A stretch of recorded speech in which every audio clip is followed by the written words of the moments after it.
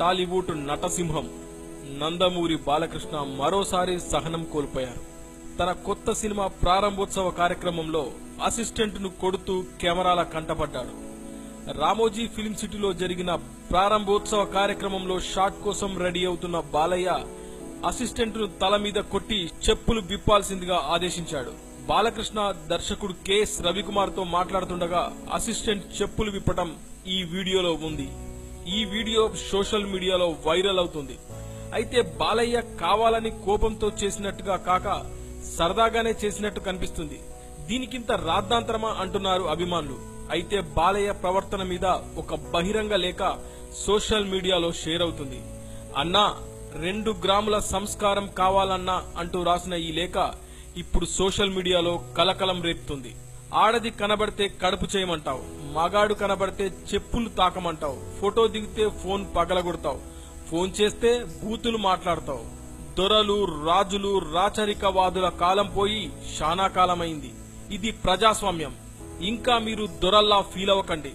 పొగరు దరి చేరనంత వరకే ఏ కళకైనా విలువ. ఒక కళాకారుడైన మీకిది తగదు. సారు మీపై ఆధారపడి ఎవరూ బతకట్లేదు. మీరే ప్రజలపైన అభిమానులపైన ఆధారపడి బతుకుతున్నారు. మీ బతుకు ప్రేక్షకులు పెట్టిన భిక్ష. ప్రేక్షక దేవుళ్లని ఊరికే అనలేదు. పరిశ్రమ మొత్తం సామాన్యుడు చింపిన టికెట్ పైనే ఆధారపడి ఉంది.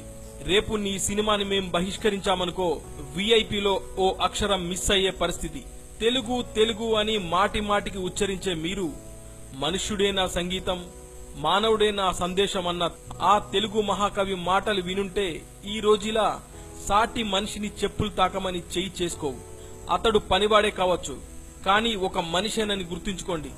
నువ్వు ఎంత గొప్పవాడివైనా కావచ్చు, సాటి మనిషి మాత్రం నీ చెప్పులు తుడిచే బానిస కాదు.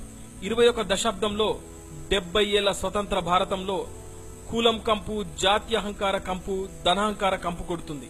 ధనబలం అధికార బలంతో రమించిన మీ ప్రవర్తన బురదలో బొరిలే పందివలే వెర్రి తలలు వేస్తుంది. అన్నా 2 గ్రాముల సంస్కారం కావాలన్నా ఈ బహిరంగ లేఖ బాలకృష్ణ గారికి చేరాలని సోషల్ మీడియాలో చక్కర్లు కొడుతుంది.